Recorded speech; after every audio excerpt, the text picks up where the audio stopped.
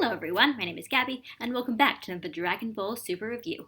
This time reviewing episode 59. As the gods and Goku meet Zamasu, Beerus and Whis can sense his murderous intent, but they can't frame him without proof, so they observe from a distance where they see Zamasu kill Gowasu. Whis quickly rewinds time and stops that from happening, but knowing that it was going to happen was all the proof that Beerus needs, and he destroys Zamasu. Beerus thinks that now Zamasu is gone, his plans will be foiled and the future will thus be saved. But Trunks and Bulma aren't so sure. So, what did I like about this episode? Well, first of all, I really enjoyed the whole concept of this kind of mystery scene. This whole thing that Beerus and Whis and Goku and Kaioshin are just sort of observing, watching Zamasu, seeing if he's going to kill Gowasu, and then the moment that happens, Whis just quickly rewinds time, and that's kind of the proof that they need because they know it's going to happen, and so they know that it is alright for them to intervene because it was going to happen if they didn't intervene. I thought it was really interesting. I thought it was a really smart use of Whis' time rewinding powers. Unfortunately, the people who don't like the ending to Resurrection F, this basically means, that still happens. I'm sorry, you can't pretend that it never happened because it is still plot relevant. But I thought it was a smart idea to sort of use this plot concept that honestly could just be overused as a really bad kind of Deus Ex Machina plot device. But here they used it in a smart way and in a way that didn't make it seem so cheap. So I enjoyed that. I also really enjoyed the fact that after 59 episodes, Beerus actually probably fulfills his role as the god of destruction and destroys something. And honestly, destroy something that's actually kind of plot relevant and important, and it really does matter the fact that he destroyed it. It was a really cool moment for Beerus. It's like the moment where you see Zamasu try to attack Goku, and then Beerus just stops him. He's just like, okay, yep, I've had enough of this shit, just go away, literally just die, and then he dies. I feel like we've seen so much of Beerus as this kind of food aficionado, we kind of forgot, yeah, no, he's the god of destruction, and he's still pretty powerful, and also he has no qualms about killing people if they might be evil sometime in the future. We don't really have any kind of anti-heroes in this cast anymore now that everyone's basically finished their character development, so seeing Beerus kind of still act like a villain was really, really appreciated. And also, oh my god, okay, the Kid Trunks confronting Future Trunks thing. That was amazing. I loved it. The idea that Future Trunks is just kind of sulking around again because once again he had to flee for his life and leave Maya behind. Although Maya might be alive this time, I guess it's a little bit different. But he's still sulking, and then Kid Trunks is like, hey, what are you doing? You're me. You're supposed to be the cool one. You're supposed to be the badass one. Don't go around and start sulking. You've got to go and fight. You've got to get stronger. You call yourself a Saiyan?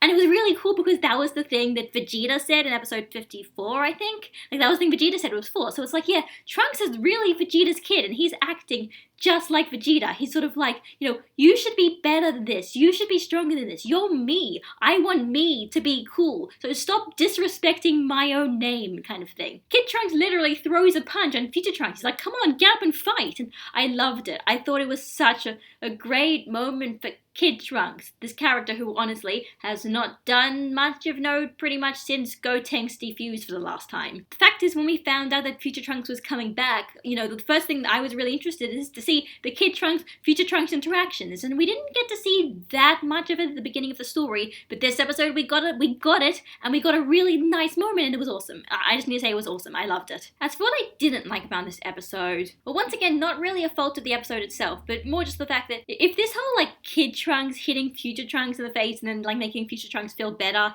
if this is going to be the end of Kid Trunks' sort of mini kind of character arc in this arc, I'm not gonna lie, that's a little bit disappointing to me. I wanted Kid Trunks to get a little bit of character development, and I guess this arc has sort of done that, but I also kind of really wanted that character development to be at least somewhat kind of plot relevant. See, the problem with this thing, if this is the climax of Kid Trunks' character arc, while it was a really nice moment, it didn't really contribute much to the plot. You could have basically skipped all of this and nothing really would have changed. I'm not saying that Kid Trunks needed to play a major role in the final battle or get Super Saiyan 2 or something, although I'll be honest, I really wanted one of those things to happen. But the problem is if Kid Trunks' character arc, if him growing up isn't going to be important to the plot in any way, it sort of means that this character development, while fun, is not really very important to the story. It's not really important to anything. Compare it to, say, Kid Gohan's character development in the Saiyan arc, where,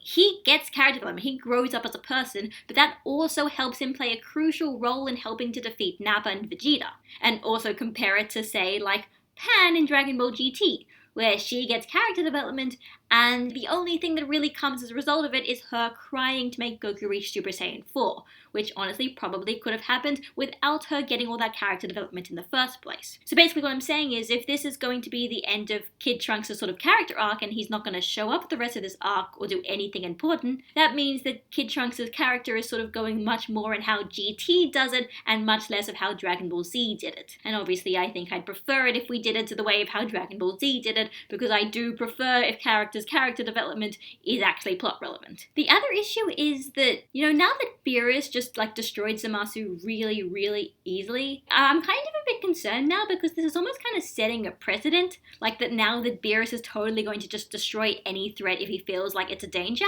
Obviously with the Golden Frieza stuff, it was he didn't really intervene because he didn't really care that much, but now it's Zamasu was a threat and Beerus thought that was a threat and he eliminated it himself. So now it's obviously going to beg the question as to, if we get more threats later on, what's going to stop Beerus from just destroying them like he did Zamasu? Because clearly he could, and if he thinks it's a threat, he's going to. So it's just a little bit of logic that I wonder how the rest of the arcs are going to deal with. So as for next episode, they're going back to the future again for kind of round 3 against Goku Black, it seems, for Goku and Trunks, and it's sort of round 2 against Black for Vegeta, which is kind of interesting. The way they're implying it, maybe this one is finally going to be the final battle, which I've got to say, I am very interested. If we are getting to the climax of the arc, we thought the other one was the climax of the arc, but now if it seems like we're getting to the real climax of the arc, obviously, once again, I'm still looking forward to seeing what the payoff is going to be, and also how they're going to win, because as we all know, Super Saiyan Rose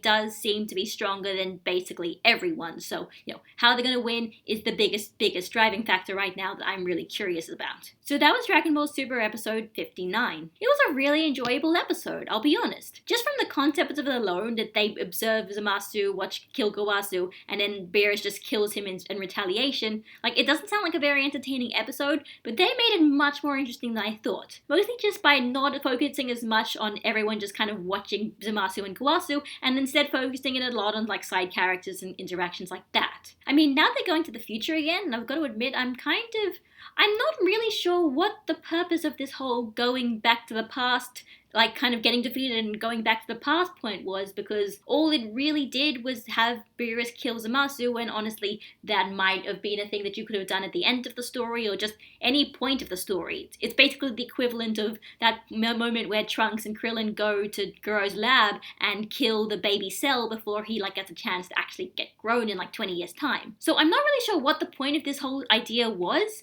I'm wondering when we get to the final battle, if we could have basically just kind of skipped the last episode 56 and 7, it really all depends on the final battle, or at least this next battle, and to see as to whether or not this whole them trying to kill Zamasu was going to actually affect what's going to happen in the next few episodes. But obviously I'm excited for the next few episodes. I've been enjoying how this arc has been going, basically the moment Super Saiyan Rose was revealed to be stronger than everyone, and I really want to see how this is going to continue, and how they are going to win, if they win. What's going to happen next. So this is Gabby, signing out, and I'll see you all next week. Bye, guys!